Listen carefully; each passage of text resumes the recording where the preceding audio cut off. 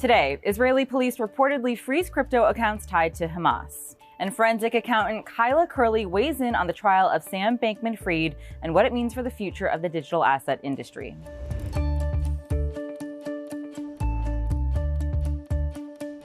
Welcome to CNBC's Crypto World. I'm Tanea McKeel. Crypto prices are in the red again this morning, with Bitcoin moving slightly lower but holding at the $27,000 level. Ether, meanwhile, dipping more than 1%, and Cardano edging lower by about 0.8%. Let's talk about the top stories. Israeli police have reportedly frozen crypto accounts tied to the militant group Hamas. Israeli news outlet Calculist reported on Tuesday that authorities cut off access to crypto accounts used to raise funds through social media. Authorities told the outlet they were able to freeze the accounts with the help of Binance. This, of course, comes after Israel's Prime Minister Netanyahu vowed war against Hamas after surprise attacks over the weekend killed hundreds. Here in the U.S., as part of the CFTC's lawsuit against Binance earlier this year, the agency pointed to messages where the exchange's compliance chief allegedly brushed aside concerns of money laundering and criminal activity, including from Hamas. Let's also catch you up on the latest in the Sam Bankman-Fried trial. It's day 5, and we just wrapped testimony from Gary Wang. SBF's attorneys questioned Wang today about Alameda's net asset value in June of 2022. That's the value of all its assets minus its debts. Wang told the court he was relieved that net asset value was positive, which means that Alameda's debts seem to be covered by other assets. Now that Wang's testimony is done, we're hearing from star witness Caroline Ellison, the head of Alameda Research, who pleaded guilty to fraud and conspiracy back in December. Prosecutors began by asking her if she committed fraud, to which she answered, "Yes, we did." When asked who she was referring to, she said, "With SBF and others." Ellison claimed that SBF directed her to commit crimes, saying that Alameda took several $1 billion from FTX, and Bankman-Fried allegedly set up the system to steal funds and directed the use of customer funds to repay loans. After prosecutors finished their questioning, SBF's defense will get their chance to cross-examine Ellison. For our main story, Crypto World's Talia Kaplan spoke with Kyla Curley, partner at global advisory firm StoneTurn. She breaks down how the collapse of FTX impacted the crypto industry and what's in store for the future of digital assets.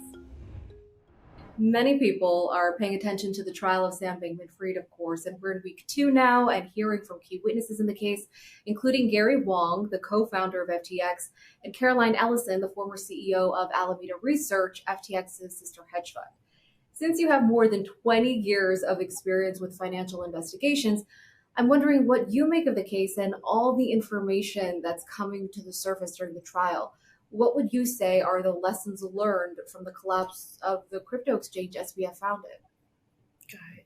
Yeah, so, this trial is an interesting one, and I'll say it's certainly getting more attention than most white-collar cases would.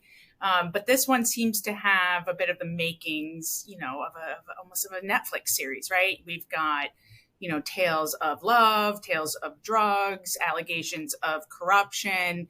And then we have some great casting with, our central figure, Sam Bankman-Fried. And, really, if you think about it, SBF kind of personifies what most Americans believe about cryptocurrency, right? It's young, it's hip, it's woke, and it seems to, live and exist outside the rules and boundaries that most of us do. But to me, this trial brings a huge opportunity, not just for the industry, but for our regulatory environment. This, I think it's important to remember this is not a trial against cryptocurrency, and it's really not necessarily a trial against FTX. This is a trial against, the alleged fraudulent activities of an individual, SBF. And so, I fear that this might become, or some might fear that this is a, referendum on cryptocurrency by those who typically argue or fear that cryptocurrency is only something used or associated with illicit activity. But I think it's hopefully going to show that it's SBF, allegedly, that contributed to FTX's demise, right? It's not FTX as an entity within the cryptocurrency industry that is just the victim of a unsuitable or unsustainable business or industry. And so hopefully this trial puts some pressure, but I'm hoping to see is pressure on regulators and lawmakers to close that gap that the SBF team, it appears, is looking to use in its case. And there just continues to be a pressing need for the regulatory framework specific to cryptocurrency. And what the facts in this case are showing, and it's salacious, right? These details are eye popping in many instances. But again, it's important to remember that the reason for these details and the importance of these details coming to light is to speak to really what the allegations are. And the allegations here against SBF are those of fraud, right? And fraud goes to the intent, to what you intended to do and whether or not you intended willfully to commit the harm, right? So that's where these the testimony of Mr. Wong and Ms. Ellison that's coming down the pipeline, I believe, as early as today, is going to be important in the prosecution building their case. It has been 11 months since FTX filed for bankruptcy and SBF stepped down as CEO. What do you think has changed between then and now? Obviously, that failure led to an erosion of trust in the crypto industry, but do you think trust has been restored since then? What do you think it will take for people to have confidence in the industry once again? That's right. I mean, I think, again, it's important to remember that bad behavior happens everywhere and happens in every industry. And again, this is not necessarily a trial against whether or not SBF broke the rules. It's a trial about his actions and how they caused this demise. And it really comes down to individual accountability within the organizations. I'm a bit of a stickler on individual accountability. I really feel like it's important to pave your own way in many instances, right? It is hard to blame others for what you might have been able to prevent. And in this case, this is, again, really a story about an individual and not necessarily a business. With the right individual and the right motivations, and again, the right framework in which to operate, FTX could be quite successful, putting aside what I don't know about the rest of its inner workings, but taking out SBF's alleged improper behavior, there's, like many companies, there's still a viable, lucrative and important business there. So we have seen some regulatory developments in crypto here in the U.S. since the collapse of FTX. For example, in July, U.S. lawmakers advanced the Fit for the 21st Century Act to establish a crypto framework.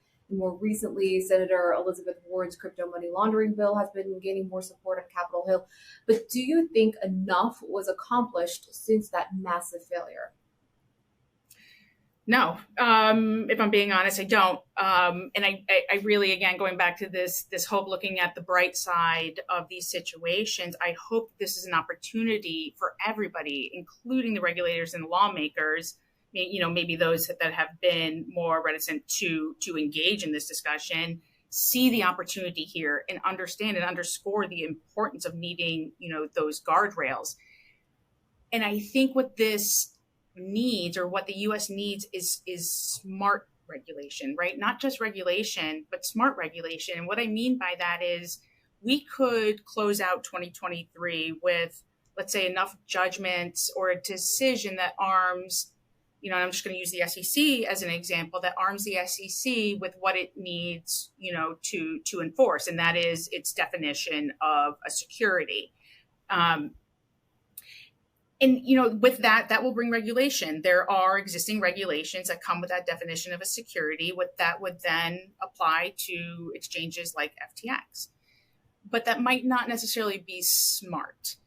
And what I mean by that is that if you look at how other jurisdictions are approaching cryptocurrency regulation, so the EU, for example, is taking a very consultative approach, which I think is important here, but it's also acknowledging that there are fundamental inherent differences with crypto assets than our traditional assets.